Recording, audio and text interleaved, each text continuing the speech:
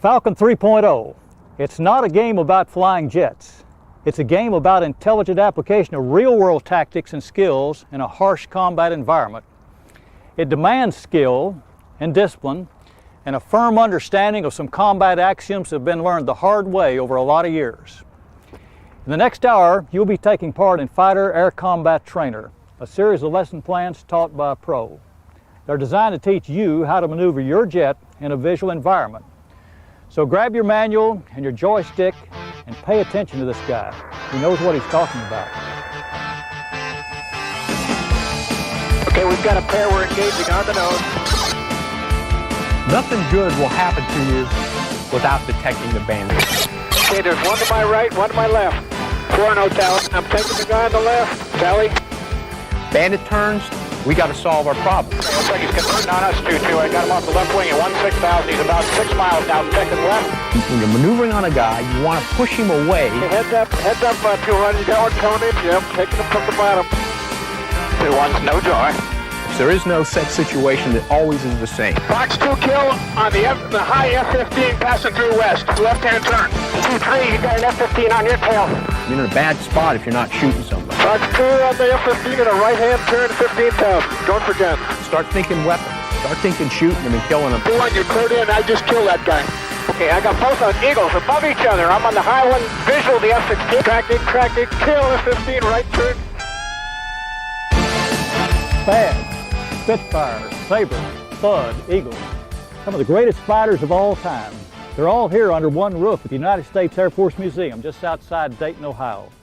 Hi, I'm Colonel Phil Hanley, United States Air Force retired. It was my privilege to fly a few of these planes. Just what is it about these great fighters that makes them seem bigger than life? Is it their performance? The fact that they're powerful and maneuverable means they can put on a great air show, but so can a Pitts S-1. The difference is that the Pitts was built for that purpose. Fighters weren't. What fighters do in air shows are nothing more than byproducts of their mission. These are instruments of war built for the single purpose of destroying enemies and their equipment. A risky business, and therein lies their mystique. Today, Pete Bonanni, who's a current F-16 IP and weapons officer, is going to talk about a family of maneuvers for 1v1 aerial combat. In today's lexicon, they're called Basic Fighter Maneuvers, or BFM. In the past, they're known as dogfighting techniques. But regardless what you call them, they're as applicable to the old Sopwith Camel that sits in that building as they are this F-16 that Pete flies for the Virginia Air Guard. They're the blocking and tackling of aerial combat. In the fighter game, if you can't fly good BFM, you'll never amount to a hill of beans.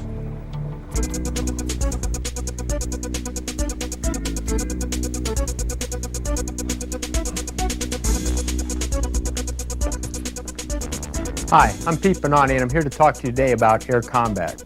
Air combat, as you know, is a broad subject encompassing 1 versus 1 maneuvering, to 2 versus many maneuvering, to 4 versus many, to all the air-to-ground subjects like Maverick employment, LGB employment, etc. What we're here today, though, to do is to talk about 1 versus 1 maneuvering. We're going to start with that building block and focus on 1 versus 1 maneuvering. Before we start into our subject matter, we'd like to talk about the objective of this whole academic presentation, and those objectives are contained in what we call DLOs, or Desired Learning Objectives. Okay, the desired learning objectives for this presentation are: 1, to be familiar with or get familiar with the terms, okay, terms and definitions of 1 versus 1 air combat. The second desired learning objective is to be able to kill and survive in a 1 versus 1 scenario. A fighter pilot has one objective out there, that is to kill the enemy, destroy the enemy, and survive. So that's the second desired learning objective. Okay, to get to the first learning objective, we have a lot of terms and definitions that you need to understand in order to cover 1 versus 1 maneuvering. And most of them have to do with geometry or angular relationships between aircraft. There's basically 3 different types of geometry. There's positional geometry, attack geometry, and the weapons envelope. Okay, so we're going to talk about all 3 of these. The first is positional geometry, which very specifically is the angular relationship between 2 aircraft out there in the environment. In positional geometry, you have 3 terms. three terms that you need to understand that define this angular relationship, and they are heading crossing angle or angle off, range, and aspect angle. Okay, the first of these is angle off, which we also use the term heading crossing angle to describe. As you see from this picture, we've got two jets with velocity vectors in space. The F-16's heading this way, and we've got the fulcrum going this way. The difference, the angular difference between their headings, measured in degrees, is what we call angle off. Okay, the second term is range. It's fairly simple also. It's just the distance between two targets. Normally fighter pilots talk in range in terms of nautical miles, okay, which is 6,000 feet. So it's outside of 6,000 feet, you talk nautical miles in tenths. Inside 6,000 feet, you talk in terms of feet. So for range, it's just, again, the straight line measurement distance between two aircraft here. The next term for positional geometry is aspect angle. To define it simply, aspect angle is a measure from the target's tail to your aircraft. So in this particular picture, the first scene, okay, from the target's tail to your jet, that's 0 aspect. If you're out in front on the nose of the Bandit, that would be 180 degrees of aspect. Out here, this is 45 degrees right aspect. Aspect is independent of heading, and that's what gets confusing to guys. It has nothing to do with aircraft heading. So this guy could be heading in any direction, and at that particular instant in time, he would be at 45 degrees right aspect. The reason aspect is useful because if you know range and you know aspect, then you also know your displacement from the target, okay, which is going to be important as we're going to talk about soon.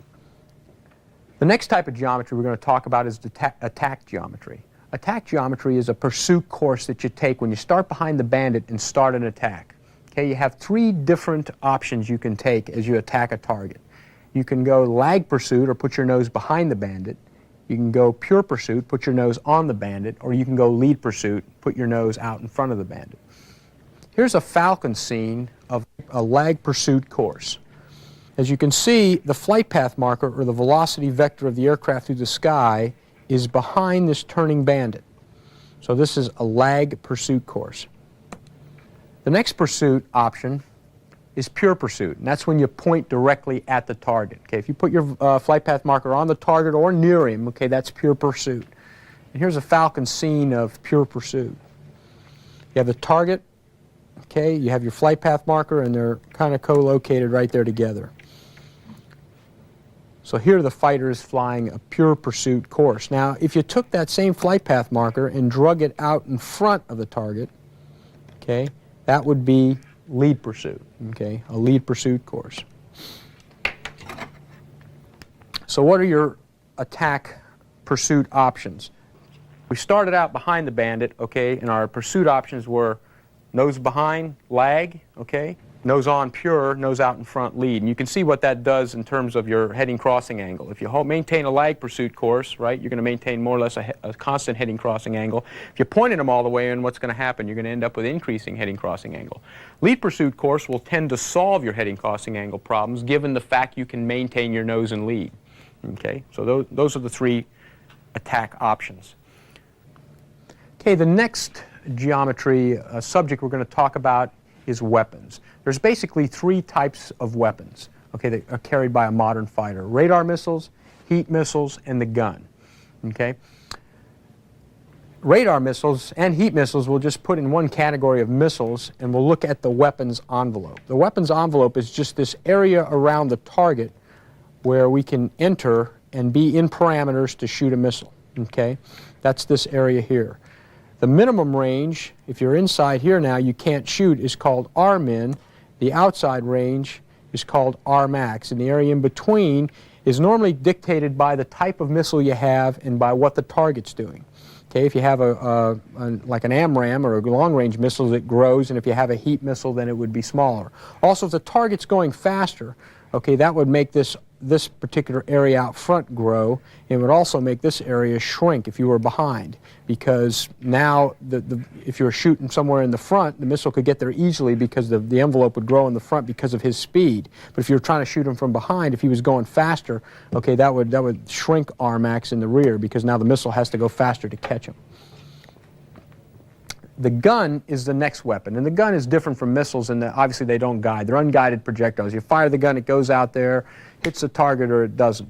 Okay? So the gun envelope isn't a donut, it's just an area around the target. You have the maximum range out here, okay, in the front.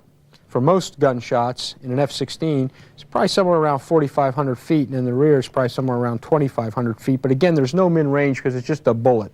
Anywhere in there you could shoot the gun and hit him. Now you got to realize if you're taking a shot really in close, you can end up wearing part of his aircraft. You know, if you hit him, you know, and I've seen that on the Dart. You know, guys hit the Dart inside 1,000 feet, and pieces of the Dart, you know, rain all around their aircraft. So you got to be careful, but there's no arm in that the bullet will still kill them. Might kill you too, but the bullet will still kill them. We have just covered terms and definitions used to define the geometry of air combat. We have discussed three basic types of geometry: positional geometry, attack geometry, and the weapons envelope.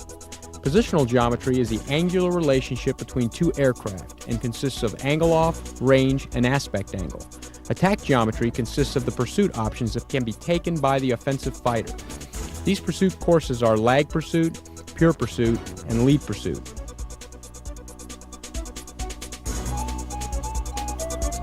Even 75 years since the conclusion of World War I, names such as Newport, Spad, and Fokker and von Richthofen bring back vivid images. It was the birth of fighter aviation.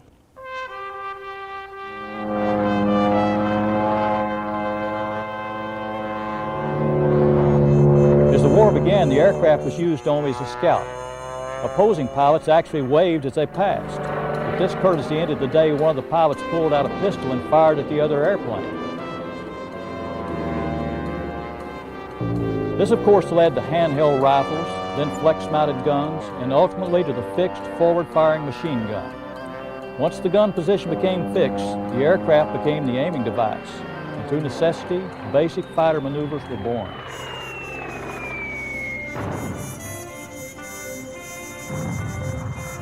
So when Pete talks about Lufberys and Immelmans, those aren't just arbitrary titles. They're the names of the men that invented the maneuvers. Finally, lest you think these crates were simple to fly, consider this aircraft, the Sopwith F-1 Camel. It's a matter of record that it shot down more enemy planes than any aircraft in the war. However, it's also a matter of record that more pilots were killed learning to fly it than died at the hands of the enemy.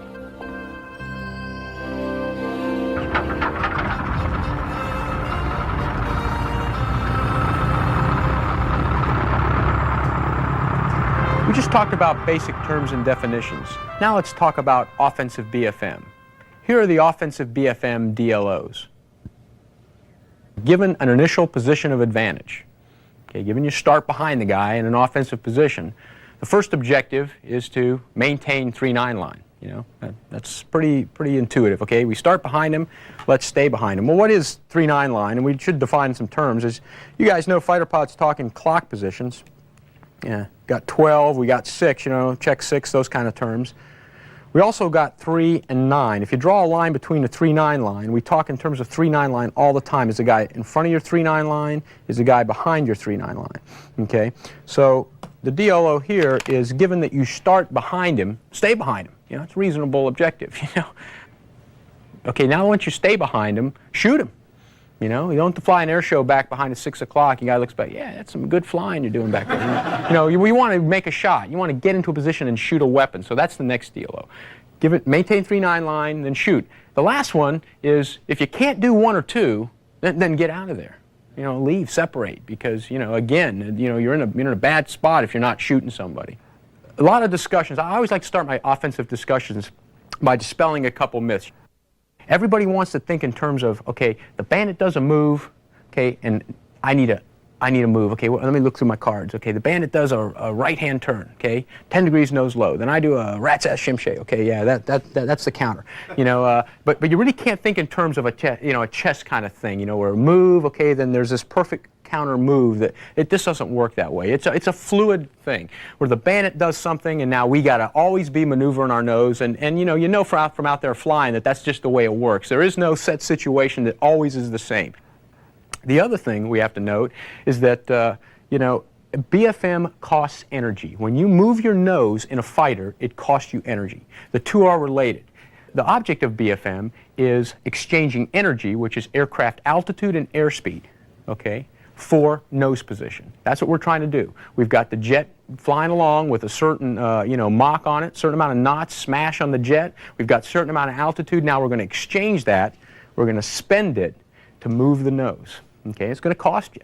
Now, when you go straight, you can gain it back. But there's a relationship between the two. The other thing you have to note about BFM is it's not flown in the present. BFM is flown in the future. You don't fly to where the aircraft is. You've got to fly to where he's going. And there's some steps to flying BFM in the future. Those steps are pretty much observe the bandit, see what he's doing, predict where he's going, maneuver or fly the jet based on this prediction, and then when something changes, as it will, react to that change. So those are the steps, observe, predict, maneuver, react. And they're subliminal. I mean, they're not on the surface. You don't write those on your lineup card, go, okay, what's next, okay. Predict, look down and, oh, shoot, I dropped my lineup card. Now I'm in big trouble. No, but it's good to note that, though, that it's flown in the future and you've got to go through these steps, okay. Let's talk about BFM problems. Why? Offensive BFM, we're obviously going to talk about maneuvering the jet and those kind of things. But the reason we are is because, if we had, just don't picture a Fulcrum here, picture United Flight 232 to Denver, okay? And here we are out here in our F-16. And we look at him and we think, man, maybe I'll take a shot at that guy. So we pull up behind him, and if he doesn't see us or react, we have no need to do any BFM, right? We don't need to do anything, right? He's flying along, we just get behind him and shoot. The reason you need to do BFM is because if this is not an airliner now, this is a Fulcrum, and he sees you and turns, he will create BFM problems. Instantly by me turning, you see heading crossing angle build, you see aspect changing, you see range changing.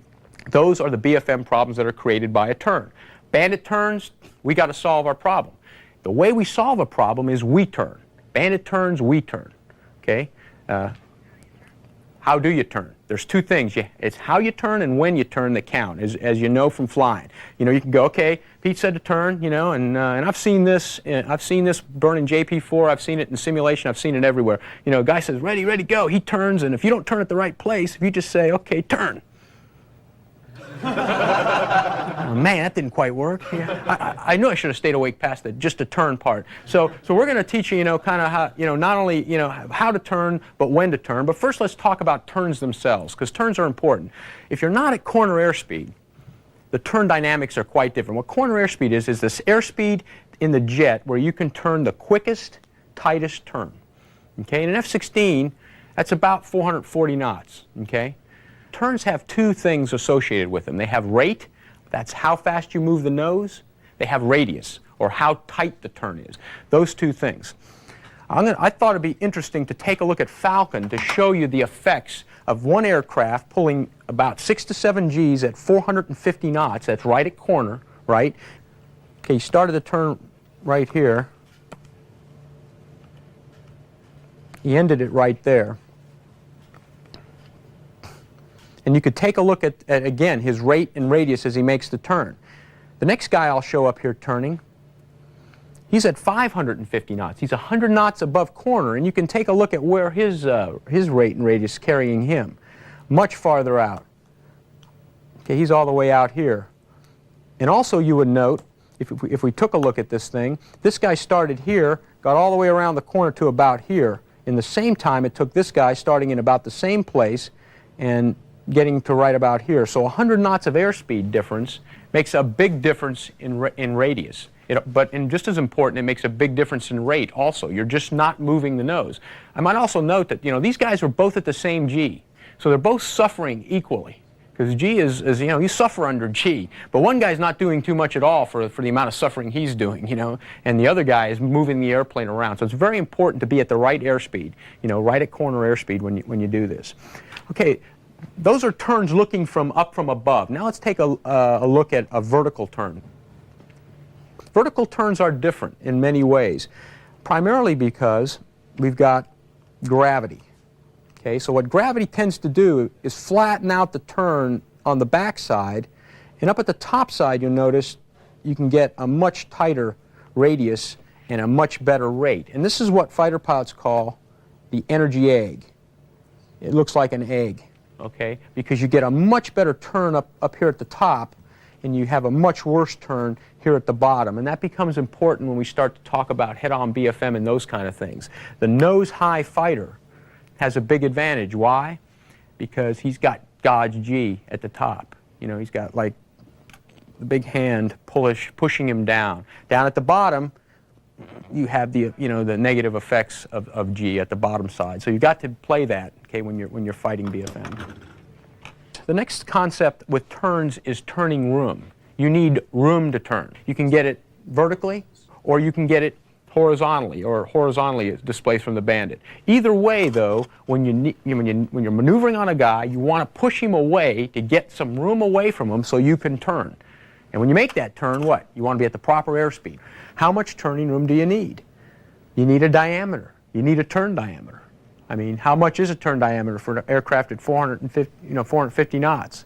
Well, it depends, because vertically up here, a turn diameter is probably, a lot less because you have God's G. Down underneath, it's a lot more, and then horizontally, that's another number too. But normally, about 6,000 to 7,000 feet is what you need displacement for about a 7G turn. A little less for up here, a little more for down here, but you need to get away from the bandit. You need to push him off so that you can take this radius now and fit it around to fly behind the bandit.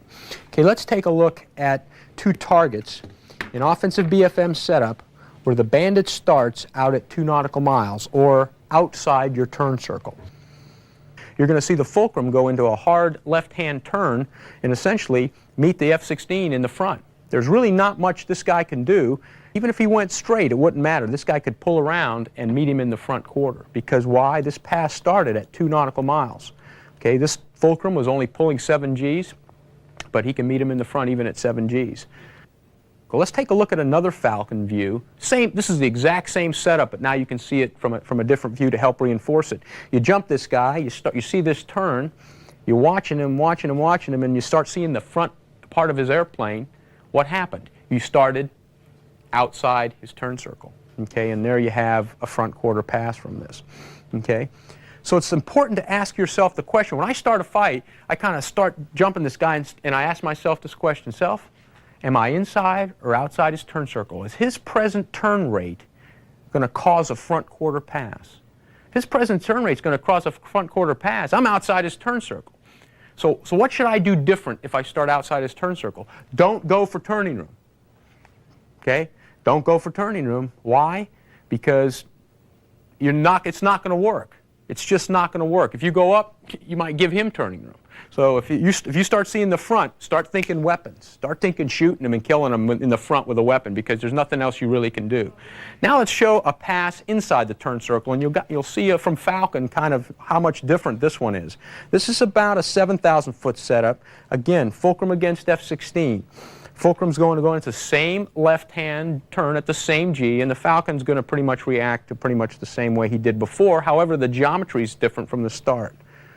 Here's another view of the same thing. Exact same turn. Quite a bit different. You don't see that front part of the airplane during this turn. You just see the F-16 maintaining 3-9 line position, pulling, and then finally closing in for a gunshot or a missile shot or whatever he's in parameters to take there. Okay. It's important then to talk about how we turn. I like to use an anatomy analogy. If you start at the shoulder, the guy can turn and meet you in the front. Okay, he can turn and meet you in the front. You're too far out. You're outside his turn circle. If you start closer in, near the elbow, now you can maintain your position on him because you drive into this elbow position just like you saw in the telestrator, and you can maintain your position. How do you get to that spot? That's the key of offensive BFM. Fulcrum's out there flying around. Okay, you're starting behind him. You start to see him turn. If he doesn't turn, no BFM problems. You just drive behind and kill him. Okay, but he starts to turn. He's giving you BFM problems. You've got to solve those problems with the turn. You ask yourself, am I inside or outside this guy's turn circle? If I'm outside, then I better start thinking weapons, and then a head-on fight. If I don't start seeing the front of his airplane, then what do I got to start thinking? I got to BFM. I got to do offensive BFM. I got to drive to where the fight started. Okay, drive to where the fight started. That's the first step. When he turns, say, okay, he started his turn right about there. I remember this discussion of getting to the elbow, so I'm going to fly to the elbow. I'm going to drive to where the fight started, and then I'm going to start my turn when I see the line of sight rate start to increase. Okay, the fulcrum's going to turn, and at some point he's going to start to turn rapid. When that line of sight rate increases, that's when you want to start to turn. And I've sat there in the back seat of D model and B model F-16s and seen that place come and go, and we're still driving, you know, because the guy, it just takes time to figure, you know, we're driving along, and there's a line of sight rate. Nobody's turning. Turn, you know, too late. We turn too late. So I've got a crutch at 30 degrees off the HUD. That's when you want to start your turn. And if you turn right there, you make your turn, you drive your flight path marker to a lag pursuit, 2 ship widths back, and you just hold that lag pursuit course, hold that lag pursuit course until you get to 3,000 feet. Remember, BFM is an exchange of energy for position. So you're spending knots for nose position all the way around this corner. When you get to 3,000 feet now, the fulcrum's slower and you're slower, and now at 3,000 feet, that's the turn diameter. That's when you want to now pull the nose onto the target and take your gunshot. One note of caution as you pull your nose on them. When you get your fuselages aligned, what controls overtake when your fuselages are aligned? Your left hand, the throttle. Okay, out here you can do it with nose position. You control your overtake with nose position. When you get your fuselage aligned, the only thing that controls overtake is this left hand. When you start seeing low aspect, low heading crossing angle, you got to use the throttle, look at, you know, boards, whatever you need to control that. So now we're right in for a gunshot now on the guy. We were at 3,000 feet, we pulled our nose on him, and we'll just show that here in Falcon. The guy has flown effective BFM. He got into 3,000 feet, his nose was in lag as you saw, and now he's pulling his nose up to the target once he gets to 3,000 feet, taking the gunshot and getting the kill. Now note, all gunshots have one thing that characterizes them, and that is the gun cross must be put right off the nose of the aircraft. If that aircraft jinks, then take the gun cross and move it to the new position. Okay, aircraft makes a move, take that gun cross and always keep it, just project a long pitot boom off the target and put that gun cross right on that pitot boom. If he jinks, put the gun cross up there, and then let the funnel catch up. First move the gun cross, because that's the true departure line of the bullets. Next, play the funnel to make the shot. Offensive BFM is the series of aircraft maneuvers we use to stay behind an opponent and ultimately fire missiles or the gun. In our discussion of offensive BFM, we talked about the need for being inside the bandit's turn circle before maneuvering for turning them. We also discussed the steps for driving your jet into gun parameters. Remember, offensive BFM is not a set-piece move-counter-move event, but rather a series of fluid maneuvers flown in the future, not to where the bandit is, but to where he will be.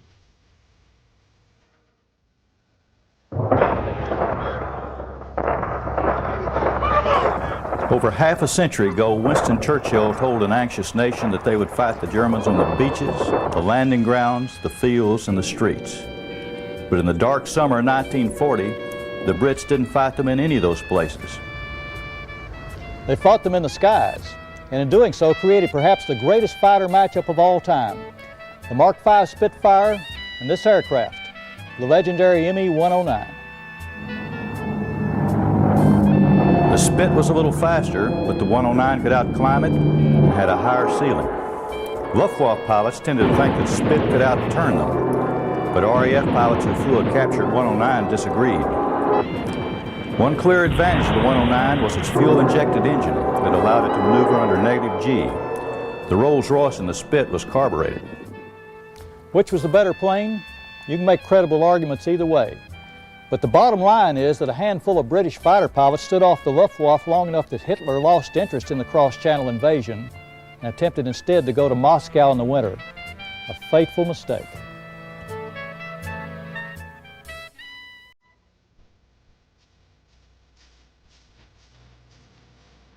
Okay, next up is defensive BFM. We talked about offense where we started with initial position of advantage. Now we're going to talk about defense.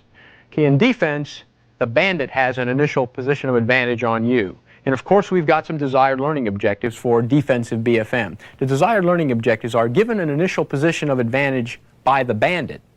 The first objective is to defeat all missile and gun attacks. If there's a missile in the air, then we quit fighting the bandit. We start fighting the missile or the gun, okay? Because there's no need to worry about the bandit if you're, cockpit fills with hair, teeth, and eyeballs, you know, and they're not in the proper lineup, you know. So we've got to fight anything in the air first, okay? Next, we've got to create BFM problems for the Bandit. You know, he just did some turns and created some BFM problems for us, so now we're going to try to create some BFM problems for him. Okay, then when the Bandit BFMs, we're going to take away his turning room, if we can, or, you know, kill him. Or if we can't do that, we're going to try to get out of the fight, separate. Okay, extend, get energy, or get all the way out of the fight and separate. Okay, so those are the DLOs for defensive BFM. Nothing good will happen to you without detecting the bandit. There's three ways to detect bandits, basically. You can do it on radar, which we're not going to talk about in this particular block of instruction. You can do it with threat warning system, and the other way is visually. First, the way we're going to talk about is threat warning system. You see Falcon here, a Falcon cockpit shot. It looks similar to the A model or C model F-16. You've got now a bandit at 6 o'clock showing up on the threat warning system. So that's one of the ways you get him on threat warning. And you might say, well, that's not a great way, but it's better than, you know, better than not detecting him at all and end up getting ambushed. Okay, so that you need him to detect him. The other way to do it is visually. Here we have a guy driving along, and we've got a bandit at deep 6 o'clock. So visually is the other way. Now, could you see this guy if he didn't have his radar on, looking from that shot? Probably not. But you know, your wingman. That's why you have wingman, because you know he can see more plan form. You know, a needle-nosed target is a tough target to pick up at your 6 o'clock because there's just not much to see. But a wingman looking back will be able to, you know, see that vertical stabilizer and see some plan form. So the wingman might be calling you to turn. Okay, so visual is the other way. Okay, we talked about a bandit, right, that started 2 miles out in front of you. You know, and he made this defensive turn. You know, we can do the same thing to him. We detect a guy farther enough back. We need to turn hard to meet him in the front. How do you do a defensive turn? When you detect somebody's behind you, you just take your lift vector, okay, roll the jet, put your lift vector right on the target. Okay, the lift vector comes straight out the top of the airplane, okay, and you take that lift vector, you put it right on the target, and you pull. Hopefully, you will get a front quarter pass out of it if the fight started with a bandit outside your turn circle. Let's take a look at that in Falcon. Here's the F-16-01 out front, Fulcrum behind. Okay, and again, you've got this long-range setup, this 2-mile setup, and you can see the effect of the turn. Just a good, hard F-16 turn at corner velocity, bang, a head-on BFM pass rather than a guy staying behind you, okay? Let's take a different view of that same maneuver. You're driving around, see the bandit behind you, put your lift vector right on him. Here's about a good 7G lift vector on pull. You notice his lift vector is right on him the whole time, and then you get a high line of sight rate pass, a high angle pass at end game. Okay. What happens when the bandit doesn't start at 2 miles? And we started with the easy one. Guys at 2 miles, you pull, bang. And I know what you're thinking, because I look out there when I've taught this course for lots of years, and I look out at the guys, and I know they're waiting for me to tell them the maneuver. They're thinking, there's a maneuver. And if I learn it, then I'll know what to do, because I've seen the movie. I mean, there's a movie out, right? And there's a guy playing it that doesn't mind, you know, getting makeup and having his eyebrows plucked and stuff. And that guy, you know, he did this maneuver, and guess what? Guy flew out in front of him. There ain't no such maneuver. Okay, I'm just here to tell you there ain't no such maneuver. If a guy starts, a good guy, let me tell you how good. You against your clone. I always like to talk in terms of you against your clone. Your clone starts back behind you at 6,000 feet. You do the perfect move, right? You already learned that. Lift vector on, corner velocity, pull. Your clone does everything right. What's going to happen? Your clone's going to be in your chili in no time, right? If he makes no mistakes, he's in your... There is no move. You know, you can't... I wish I could tell you that there was some move you could do. There isn't. So all you can do is put your lift vector on the guy when he starts inside the turn circle. The sooner you start this turn, right, the better, because you'll get more BFM problems for him if you get it going soon. So don't delay doing, you know, something creative, because usually getting creative doesn't help you. You just look back and go, oh, there's a guy behind me. Pull, pull, pull, pull, right at corner, right at corner. Check your airspeed in my corner. Keep pulling, and then you wait for him to do something wrong.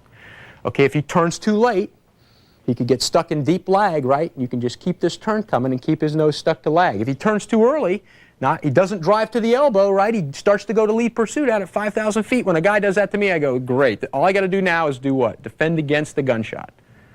Okay? All I got to do is defend against the gunshot. But if he does the perfect move, all you're going to buy is time. Now you may say that, oh, that's not worth a shit, you know, I'm buying time. I mean, but that's what you want to do, because even if it's real and a guy's back behind you, you do want to buy time, because things can go wrong, right?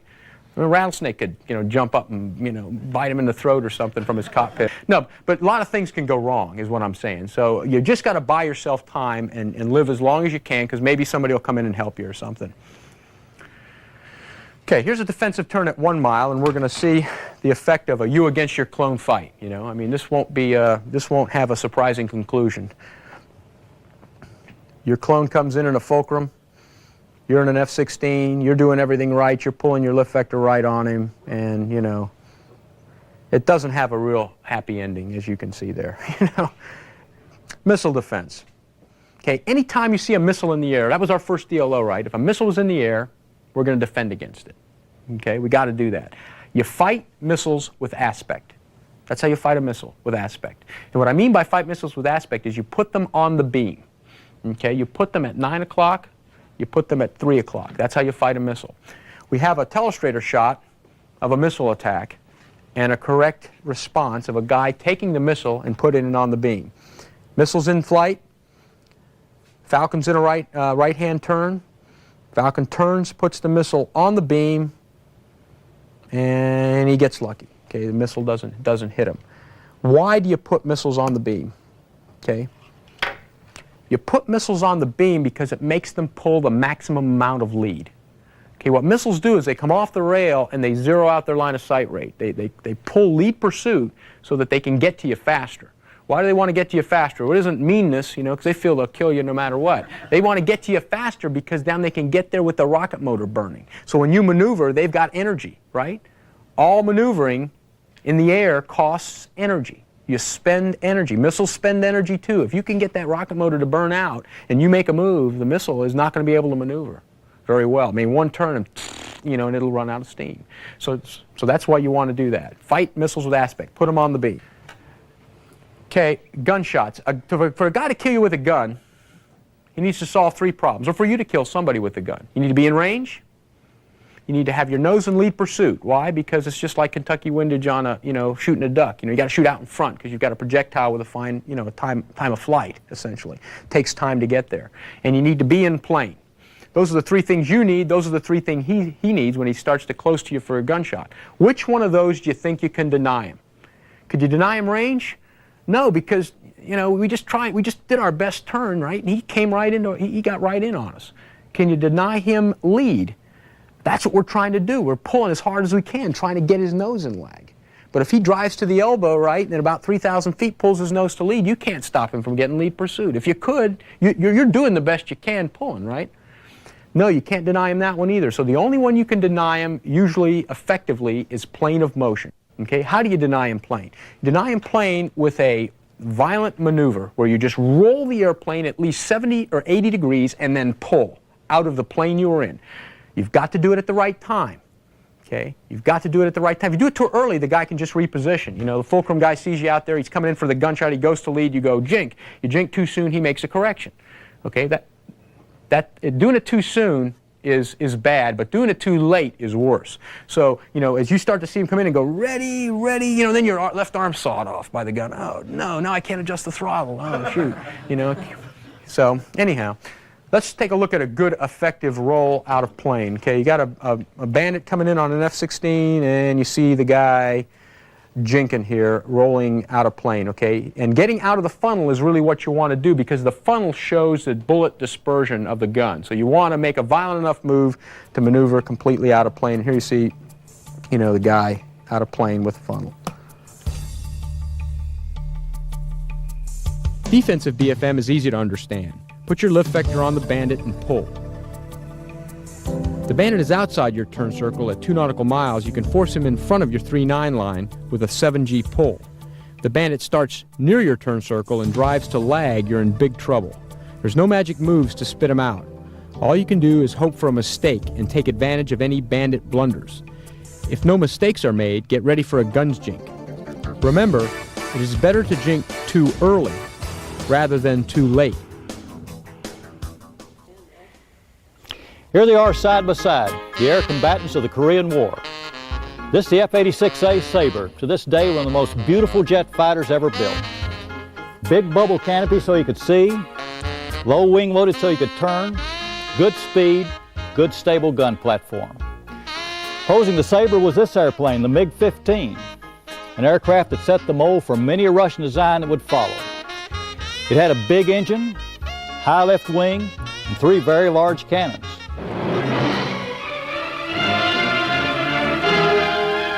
Now for MiG Alley. The end result was that this relatively unsophisticated fighter could outturn, outclimb, and out-accelerate the Sabre. The matchup was a blowout, over 10-1 for the 86, mostly because of the skills of the Sabre pilots.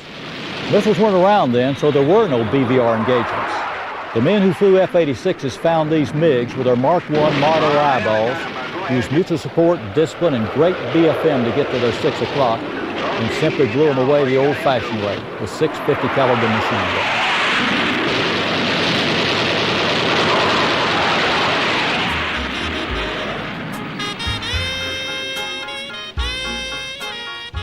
We've just talked about defensive BFM. Now let's talk about head-on BFM. Here are the head-on BFM DLOs. Given a head-on pass, okay, given a head-on position on the bandit, first thing is to kill the bandit, okay? Employ weapons if you can. Next is to BFM and gain 3-9 line position on the bandit. Okay, that's the next thing we'd like to do. Given we can't kill him at the pass or whatever, do some BFM and gain 3-9 line. The next thing, or the last thing, the last DLO is, if you can't do those two, leave. Okay, and you notice that's a recurring theme. You know, if you can't really do the objectives, okay? We start talking about head-on BFM. We talked earlier about how we exchanged P sub S energy for position. Here's my knots, I want position. Well, here's the thing you're going to have to ask yourself. When you pass a guy like this, it took a lot of BFM when you started behind him. And it took a lot of energy to kill him. Well, you can imagine now when you start like this how much time and energy it's going to take. Okay, this is a 1v1 BFM discussion. So we're not talking about time. Time is tactics. You can think of time as tactics. We're not going to talk about tactics. We're just going to talk about, now, okay, we're committed to fight, so we're going to fight. But I will throw out, though, when you pass a guy head on, you've got to think very seriously that, do I really want to fight this guy or not? Because it's going to take a lot of time to kill him. Now, you may not have a choice, right? You may be defending something or someone, in which case now the tactical choice is made. You've got to turn and fight. You got an AWACS back there. So there may be a tactical reason, you know, why you have to turn and fight. But you really got to ask yourself, it's going to take a lot of energy to do this, okay? A fighter pilot, when he gets in a fight, has got to think in terms of his escape window. And I'll just bring this out briefly now. An escape window, I always think in terms of an escape window, my safe path out of the fight. If I jump a guy and I'm 2 miles back and he doesn't see me, I have a huge escape window. At any time I can take my jet, fly through that window, and get out of this fight, okay? The window's huge when you end up in a fight. You know, I like to draw a window just to show you the effects. If you start behind a bandit that doesn't see you, that window's huge. Okay? If you start head-on a bandit, okay, that escape window's still big. We can fly our jet whoosh right out that window and get away. Okay? Once you start this turning fight, once you start this groveling, okay, once the spaghetti starts to spread all over the place, all over the sky, that window closes down, and it closes down rapidly, because as you expend energy, the window closes. As you turn, every 90 degrees you turn, your situation awareness goes down of what's going on around you. Okay, if you're fighting this one guy and you're in this food fight with him going round and around, you don't know what's going on around you. You're just fighting this one guy. As your situation goes down, as your energy goes down, your escape window closes down. Your chance to get out of the fight, you lose that chance to get out of the fight. Okay. So now we've got several choices when we go out and pass this guy and we're committed to fight. Let's talk about some terms and definitions here of a head-on pass. Here we're going to show a one-circle fight, because you always hear in head-on, one circle, two circle, those kind of things. Here we have a one-circle fight because what happens is both targets turn and their circle is on the same side. You had a fulcrum turning right, an F-16's turning left. This is what we call a one-circle fight because the radiuses are on the same side. Okay, that's a one-circle fight. Okay. If there's a one-circle fight, then there's got to be a two-circle fight, of course. And what happens there is both both guys turn into each other. They both make, like on a left-to-left pass, they both turn left. And you can see that here on the telestrator also. Fulcrum versus Falcon. You're going to pass head-on again, and both guys will turn, looks like, left. What happens here is you've got two circles. Okay? That's a two-circle fight. Let's talk about why you'd want to do one or the other. You'll notice in the one-circle fight, when this guy turned this way, it ended up being a much tighter, you had one guy turning like that and the other guy, turning the same way. You end up with this range being a lot tighter. In a two-circle fight, as they come together, this range that you come head-to-head is a lot greater, okay? So what tactical implication does that have? Well, if you're fighting, let's say you ran out of missiles, and you're fighting a guy that still has missiles, heat missiles, and you probably want to try to fight a one-circle fight against that guy. You probably want to jam. You probably want to get inside arm in, right, and stay there. Boy, I don't want to get outside arm in on this guy because I ain't got a missile. All I got's a gun. There's no arm in for a gun. I want to get inside his arm in for his missile and stay there. The same thing will happen to an airplane that doesn't have a head-on, shooting capability. Like if you fight a MiG-17, MiG-19, guy can't shoot you in the face, he's probably going to want to take you one circle. He's going to want to take you one circle because he can jam your missile. Okay, two-circle fight, just realize you're fighting a fulcrum and the fight goes two-circle. What's going to happen here? You're both going to have a shot opportunity here, so you got to be careful. Got to be careful in here. He can shoot you also. So a two-circle fight basically gives you more room away from the guy. The other option we have is we can go flat, one circle, two circle, we can go vertical, right? We can go into the vertical. Normally a vertical move in an F-16 is never done at the initial pass. It's usually done after we turn one way or the other. And most all fights are two-circle fights because we do want an opportunity to shoot them with the mic. We pass, we want to turn, try to get around and take a shot at them with the mic. And most head-on fights, if they're similar airplanes, right, starting at similar energies, Fulcrum versus, F-16, what's going to happen? It's just going to end up being get lower and slower in this grovel.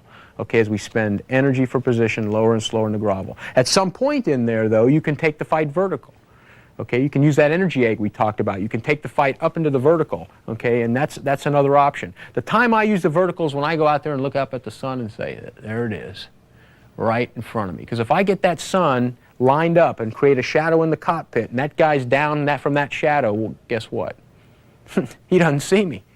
He doesn't see me. I'm in the sun. Anytime I line that bandit up with the shadows, if I see that high sun, that is one time I'll go up. Most times I don't go up. Because if you go up, you got that cold blue sky and the missile. You're a hot target among that cold blue sky, so I don't like to go up. Normally I'll keep the fight two-circle. To review, a fighter pilot has several options during a head-on pass.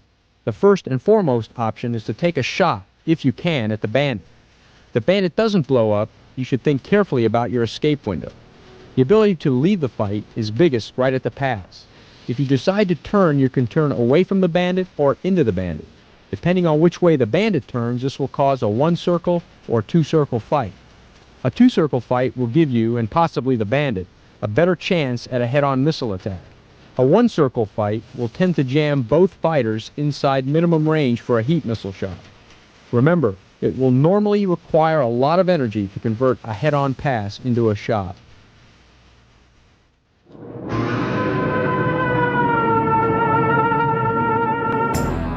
The Century Series aircraft that replaced the F-86 all had one thing in common. They're fast as hell. Now speed's fine, but it's not everything. When you put razor-thin wings on a fighter so it'll go Mach 2, you can't turn. When you discard the bubble canopy in favor of an aerodynamically slick design, you can't see. But you play the hand you're dealt. This is a 105 Thunder Chief, affectionately known as the Thud, the biggest single-engine fighter ever built. It was designed to deliver nuke weapons very low and very fast, but it ended up hauling iron bombs and rolling thunder. On paper, in a pure 1v1 against a MiG, it hardly stood a chance. Yet Thud pilots shot down 27 of them, 25 with a gun. They didn't accomplish this remarkable feat because of the air-to-air virtues of the Thud. They did it through discipline and mutual support and guts.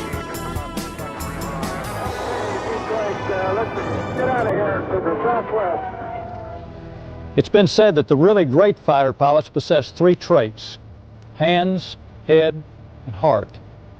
So if you ever find yourself searching for that intangible definition of heart, think of the guys that flew Silver Thuds downtown to the city on the river. a destination from which many of them would never return.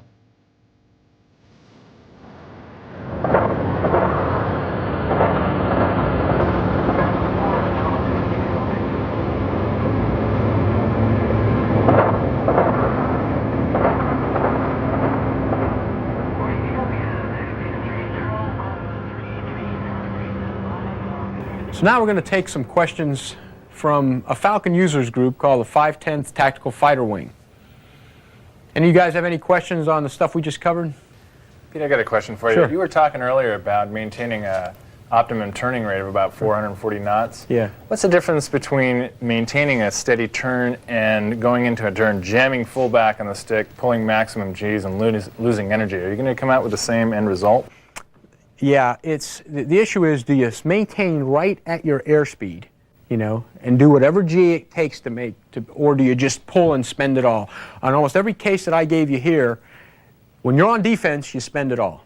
Because the concept is, why die with a 50 extra knots? You know, I mean, you know, it's just like, you know, you get to heaven, you say, hey, but I got 50 extra knots. Nobody cares up there, you know, or wherever else you go. You know, how many knots you had on your jet when you get killed, when you died. So we really don't care. So really, when you're on defense, you just spend it. But on offense, that's a very good question, because really, when you're driving here, remember I said you're going to put your nose in like pursuit?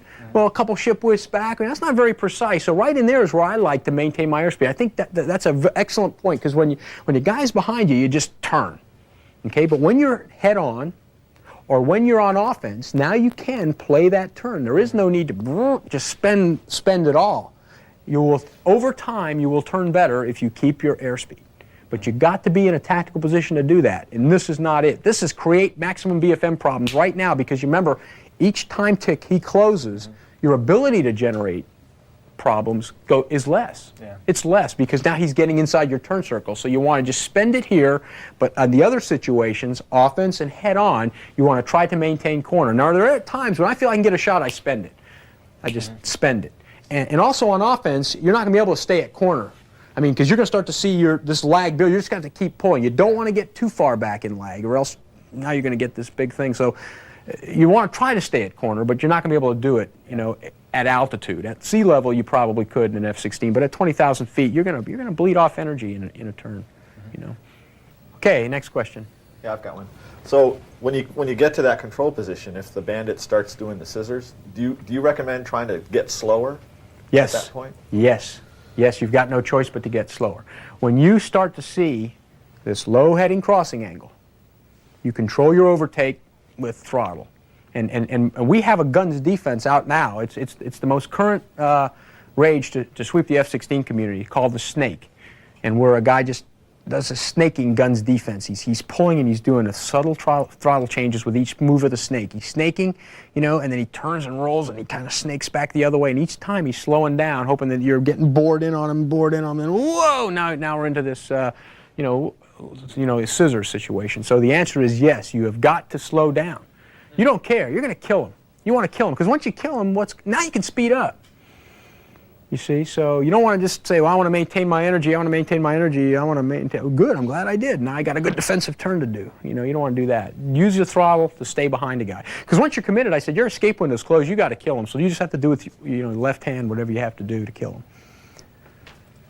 Pete, why is it that in offensive BFM the yo-yo maneuver is taken away from us? Well, yeah, we didn't talk about yo-yos, and whenever you read any material or see things, even people talking, they talk in terms of yo-yos. Yo-yos are a maneuver that we used to do, and what it's based on is the Bandit turns, and you make a turn. But instead of making this turn in the horizontal like we did, you make a vertical turn. You climb, you get turning room above the Bandit. Now you use God's G to turn more efficiently in the vertical, okay, than this Bandit's doing in the horizontal. But the premise is that you gain this turning room and you own this turning room, that this Bandit cannot come up into you and take the turning room away. Okay? And when I learned how to do this in F4 against an F5, for example, I'd drive into my F4, the F5 would turn, and then I'd take the F4 uphill into this yo-yo. It's about 3,000 feet above the Bandit. And then I'd come downhill, turn that old Rhino, you know, better in the vertical, you know, than this F5 was turning. But the F5, after about 90 degrees of turn, was stuck horizontal. It could not come up to take my turning room away. If I had been fighting somebody that could come up, like an F-16, I would have gone uphill, right? Then this guy would have turned, and he would have come up into me to take away my turning room, which is a learning objective for BFM, take away his turning room. And now you'd have almost like a head-on pass, because instead of being stuck here now where I can turn, and get behind him, this guy can now pull up into you, and guess what? Now, this guy's got his nose high, you've got your nose low, and he's got the first use of God's G to lead turn you down the backside. So you're actually at a disadvantage. Okay, we've talked about 1v1 maneuvering. We've talked about offensive maneuvering, we've talked about defensive maneuvering, and head-on. Hopefully, I've given you the techniques that we're currently using out there, in the F-16 world, so that you can take those and use them to be successful out there in combat. One of the things that's important to a fighter pilot is style. You like to do things with style. There's no doubt you can fly around, get some shots, kill some people in the simulation, have fun. But really, we're trying to do it with style. What style implies to a fighter pilot is discipline, execution of the basics. What you're going to find out there when you fight, that this stuff has got to be instinctive. You're not going to do your best creative thought when you're under pressure in a fight, whether it's when you're doing it with JP4 or whether you're doing it in the simulation. Remember, you've got to train like you fight, and fight to win.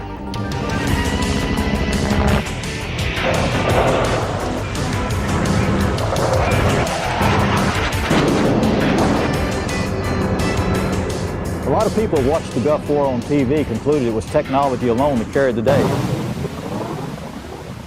Oh yeah? What about this A-10, affectionately known as the Warthog? A plane so slow it's been referred to as like flying your own crop duster with a gun. But in the hands of capable pilots that use mutual support and discipline and the ability to strafe over 90% with a 30mm Gatling gun, it literally ripped the guts out of Iraqi's armor. But that was air to mud. What about air to air? The F-15 Eagles blitzed the Iraqi Air Force 31 zip. Now the F-15 is a great air superiority fighter, but let me tell you, a MiG-29 is no slouch. The truth of the matter is, we could have done it with these planes, or F-18s, or we could have traded equipment for that matter. It wouldn't have made a difference. By all indications, the F-22 that's coming online is a marvel. But you can rest assured that someday, somewhere, someone's going to step up with a worthy opponent. Years ago, the great World War II ace Adolf Galland wrote, "Only the spirit of attack born in a brave heart will bring success to any fighter, no matter how highly developed it may be." That's still true today. For in the fighter game, Lockheed and GD and Mac Air build great airplanes, but men still win wars. 2-1 copies, 24510, no join. Okay, we've got a pair we're engaging on the nose. Copy 18, same direction. Okay, there's one to my right, one to my left. 4 notes out. I'm taking the guy on the left. Sally.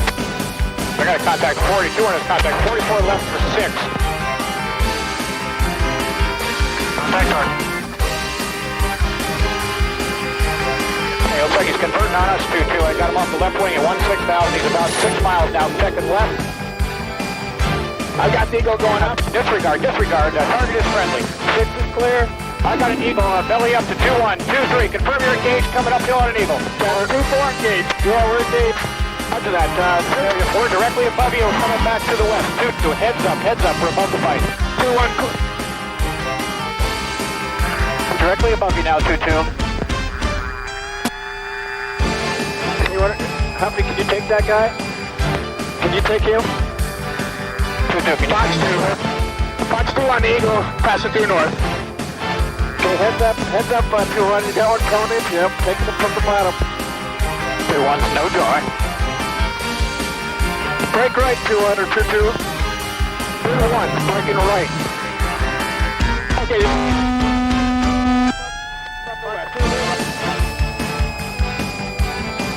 Got one at your 6. Fox 2 kill on the high F-15 passing through west. Left-hand turn. 2-3, you got an F-15 on your tail. This is Corpus on guard, Roscoe 1. Fox 2 on the F-15 and a right-hand turn, 15,000. Don't forget. 2-1,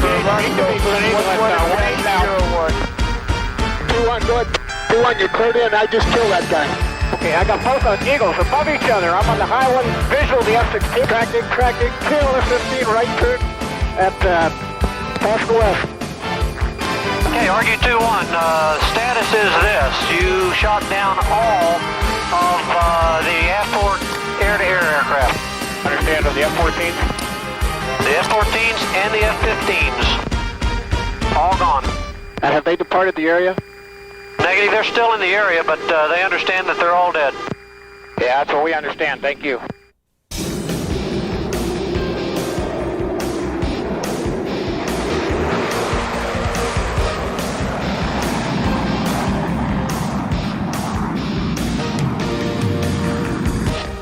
Get it, lock him up. Lock him up. Hey, shoot him, 5-2. I can't. One mark. Good kill, good kill. Thrustmaster's F-16C cockpit environment, equipped with all the gear you need to feel the excitement. Fully functional 64-switch control panels, mil-spec strain gauge stick, and F-16C throttle. With Thrustmaster controls and your favorite sim, turn your den into a furball you'll never forget. The Mark II WCS, FCS, and rudder control system. No matter which Thrustmaster equipment you choose, you'll experience more realism, more control, more kills. After all, the ultimate test is to stay alive.